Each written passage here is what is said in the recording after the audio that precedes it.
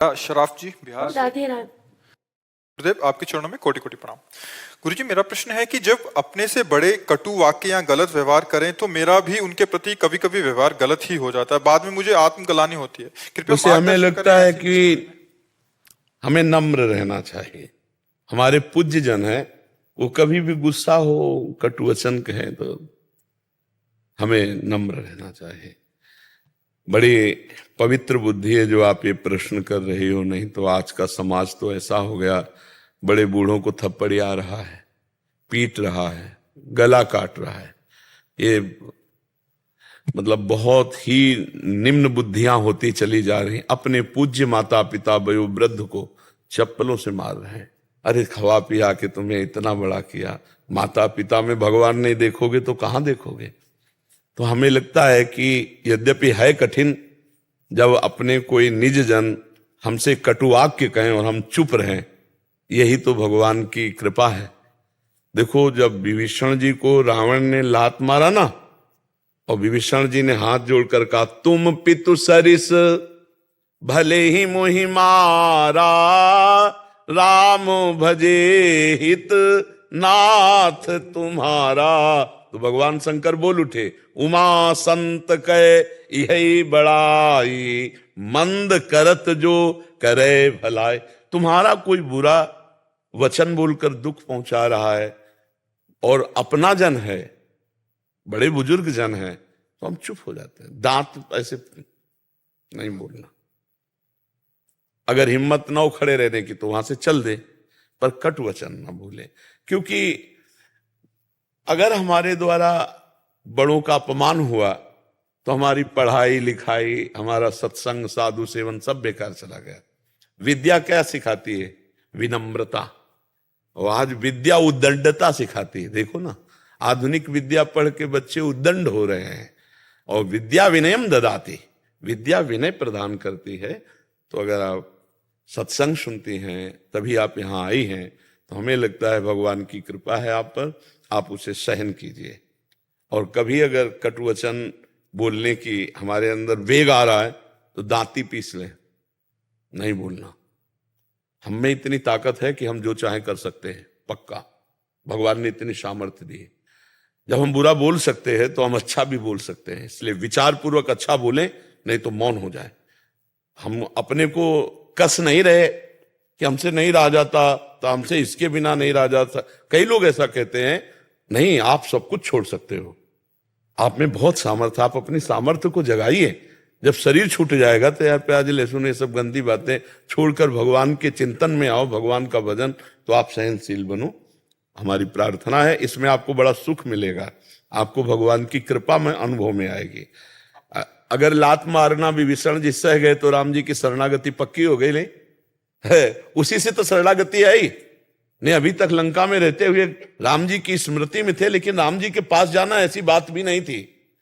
जे भी लात मारी तो शरणागति पक्की हो गई, भगवान की शरण में आ गए। तो अगर हमको कोई कटुवचन, कोई हमारा ऐसा, और हम भगवान के, तो भगवान हमें अपने नजदीक, भगवान हमारे हृदय के नजदीक आएंगे, हमें आनंद प्रदान करेंगे, हमारी स्थिति ऊंची हो जाएगी।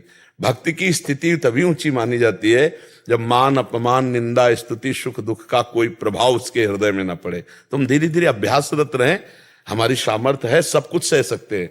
देखो, हम एक सुई ऐसे लगाने में डरते हैं और एक्सीडेंट हो जाता है तो हम सहते हैं ना, पैर टूट जाता है, महीनों सरिया पड़ी रहती है, हम सब सहते हैं, हम सब कुछ सह सकते हैं। वो अगर हम विचारवान हैं तो सब कुछ सह सकते हैं। तो हम गाली क्यों नहीं सह सकते? कोई कटुवचन कह रहा, हम क्यों नहीं सह सकते? सोचो, एक्सीडेंट में पैर टूट गया, किस तरह से, कैसे, क्या क्या सब होता है, वो सहता है ना।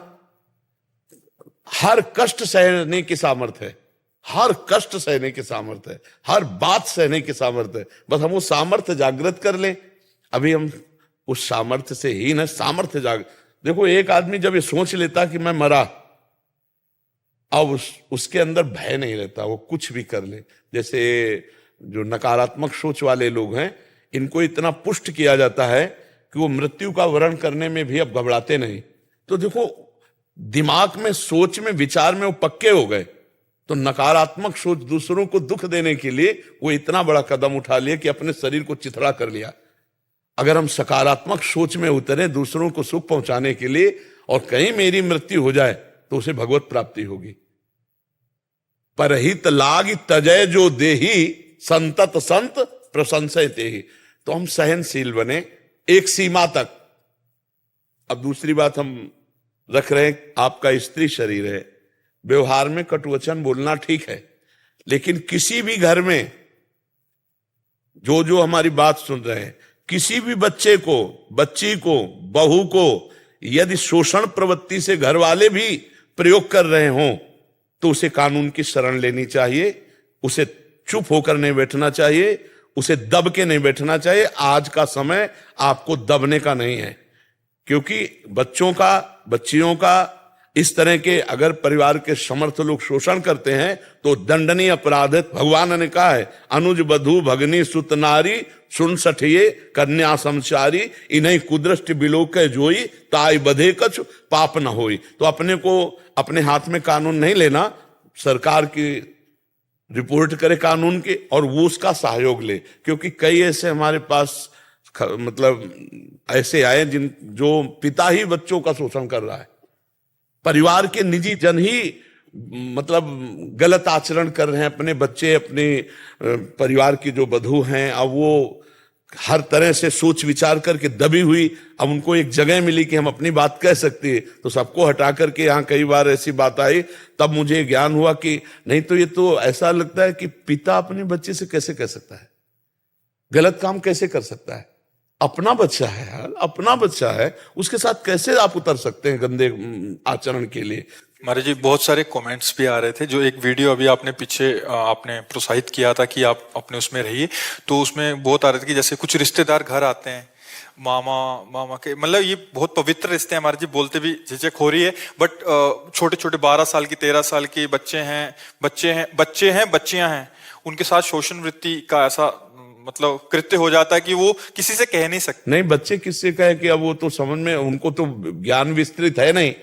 और तो हमें लगता है कि जितने लोग सत्संगी हैं वो तो संभले, जो कुसंगी हैं उनकी बात अलग, जो सत्संगी कभी अबलो नशानी अमना से आज तक जो गलती हुई, ऐसी गलती ना करो नहीं तो दुर्गति हो जाएगी, आप पक्का समझ लो।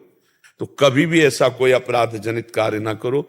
आप सब सत्संगी हो, भगवान ने यदि पाणी ग्रहण संस्कार करके धर्म पत्नी दी है तो धर्म से काम का जो उपभोग किया जाता है वो भगवान का ही स्वरूप होता है। अधर्म का काम नरक पहुंचाने का, और फिर इन छोटे छोटे बच्चों का शोषण करना, है तो बहुत बड़ी, और ये बहुत बड़ी गंदगी फैल रही है, क्योंकि भजन है नहीं, सत्संग सुनना नहीं, धर्म शास्त्रों को पढ़ना नहीं, तो उनको भय नहीं लग रहा कि पाप है। भैया, हमारे पूर्वज लोग जब बेटी का ब्याह करते थे तो उसके घर में पानी नहीं पीते थे। आप लोगों को पता होगा, बोले बेटी का ब्याह हुआ भाई यहां पे, कितना पवित्र भाव बेटी के प्रति कि उसके ब्याह के बाद उस घर का पानी नहीं पीते थे। बेटी के प्रति गलत भाव की तो बात जाने दो, और पूरे घर को अपना पूज्य मानते थे। उस घर का, जहां बेटी ब्याही गई, उस घर का कोई भी आ जाए तो ऊंचे आसन पे बैठाना, पैर धोना, खवाना पियाना, कितना पवित्र भाव।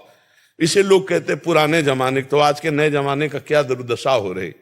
ये मर्यादाएं थी, अब आज की मर्यादा आप लोग देख ही रहे। तो इसका परिणाम क्या हो रहा है, बोले लव मैरिज हुआ है और 6 महीना बाद डिवोर्स हो गए। ये लव मैरिज हुआ है, 6 महीना बाद। प्यार का मतलब क्या यार, जिंदगी भर निर्वाह करे। जिससे प्यार किया उससे प्यार किया, उसका मतलब ये थोड़ी कि तो आज का जो समय है, धर्म विहीन होने के कारण सब अशांति ही अशांति। जैसे वो कह रहे थे मैं खुश नहीं हूं, तो उनको सुनाया था भरथरी चरित्र कि इसीलिए खुश नहीं है।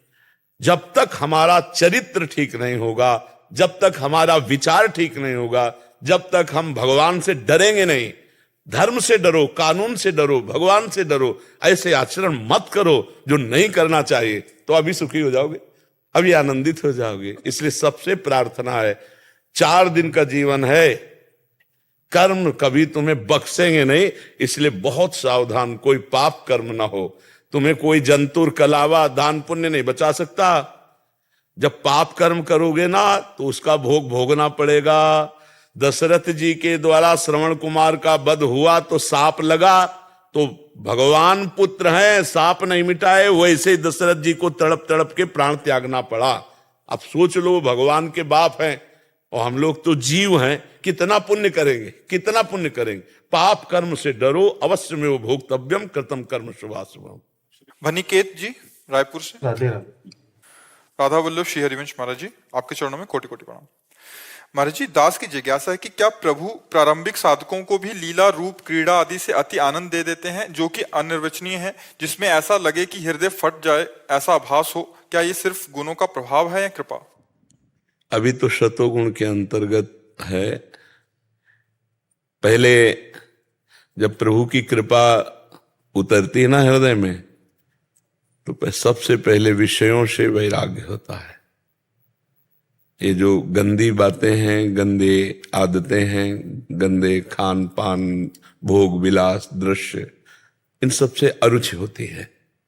नारायण हरिभजन में ये पांचों न सुहात, विषय भोग, निद्रा, हंसी, जगत प्रीति, बहुबात, जब भगवान की कृपा साधक के हृदय में प्रकाशित होती है तो उसे सबसे पहले जो शरीर संभोग में पूरे विश्व का आकर्षण है, जिसको भी चेतना जागृत हुई, वो चाहे बूढ़ा हो, चाहे जवान हो, चाहे किशोर अवस्था का हो, खान पान विश्राम के बाद एक ही दिमाग में नाचेगा, संभोग।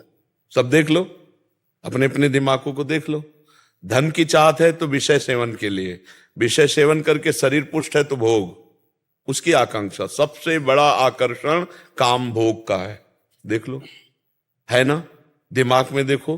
तो सबसे बड़ा आकर्षण एक जीव के अंदर रुपया, पैसा, खान पान सब कुछ है, लेकिन उसके अंदर एक अभाव खटकता रहेगा, शरीर भोग के लिए। अगर उसमें थोड़ा भी पुरुषत्व है, थोड़ा भी मनुष्यत्व है, तो काम उसके अंदर आकर्षण। इसी काम को जो मिटा दे वही राम का साक्षात्कार कर सकता है, वही भगवान का साक्षात्कार कर सकता है। जहां काम तहां राम नहीं, जहां राम नहीं काम, ऐसा वर्णन आता है कि भगवान की जो उपस्थिति हृदय में है पर वो अव्यक्त है। भजन के द्वारा उसको व्यक्त करना है। भय प्रगट कृपाला, पहले हृदय, तो हृदय को निर्विकार, भगवान खुद कह रहे हैं, निर्मल जन मन सो मोहि पावा, मोहि कपट छल छिद्र न भावा। भगवान कह रहे ना, तो जब उनको अच्छा नहीं लगता तो कैसे प्रकट होंगे? तो भजन का, भगवत कृपा का पहला प्रताप उदय होता है, पहली भूमिका है विषयों से वैराग्य। फिर दूसरी भूमिका है परलोक की भी चाह का त्याग। फिर तीसरी भूमिका है अपने यश, नाम, कीर्ति, प्रतिष्ठा, इन सब का मिट्टी के समान समझना। फिर चौथी भूमिका है सिद्धियों का भी प्रयोग ना करना, जो भागवतिक सिद्धियां हैं कि दूसरे की मन की बात जान लेना, दूर से सुन लेना, ये सब आती हैं बहुत पहले ही। शुरुआत में जब अच्छे से भजन होता है तो आना शुरू हो जाती है, ऐसे देखो पूरा पता चल गया। अगर उसका प्रयोग कर लिया तो आप भगवत साक्षात्कार की योग्यता के लायक नहीं रहे। तो इसलिए रिद्धि सिद्धि का भी प्रयोग नहीं करते बड़े बड़े महापुरुष। तो सबसे पहले ये तीन बातें विजय कराता है भजन, कंचन, कामिनी, कीर्ति। इसे शास्त्रीय भाषा में कहते हैं वित्तैषणा, पुत्रैषणा, लोकैषणा। इन पर विजय प्राप्त हो। फिर ये अभी जो आनंद आता है ना, ये आनंद कोश से आता है, आनंद सिंधु से नहीं। आनंदमय कोश, मनोमय कोश, विज्ञान में कोश, ये प्राण, ये है अंदर। तो आनंदमय कोश से आ रहा है, बराबर तो नहीं रहता ना।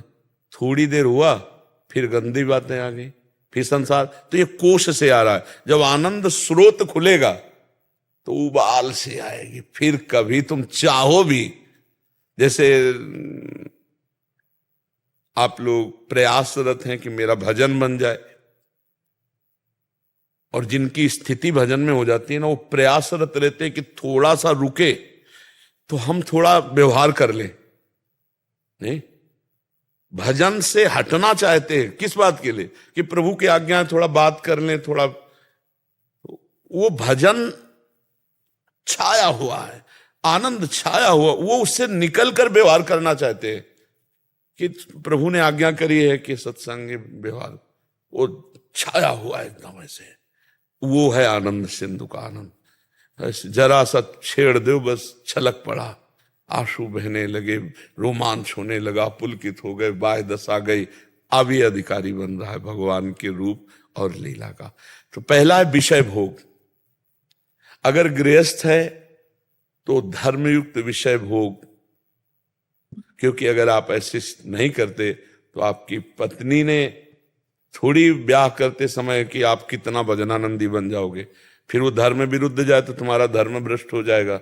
इसलिए नियम पूर्वक, धर्म पूर्वक, अपने मर्यादा का और नींद, इस पर काबू होना अति अनिवार्य है। 6 घंटे से ज्यादा 24 घंटे में नहीं सोना चाहिए। 6 घंटे, चाहे रात में 4 घंटे रख लो, घंटा 2 घंटे दिन में अगर रख लो, जैसा मिले, लेकिन 6 घंटे, 6 घंटे के बाद फिर नहीं। अब अपने लोगों ने जैसे अभ्यास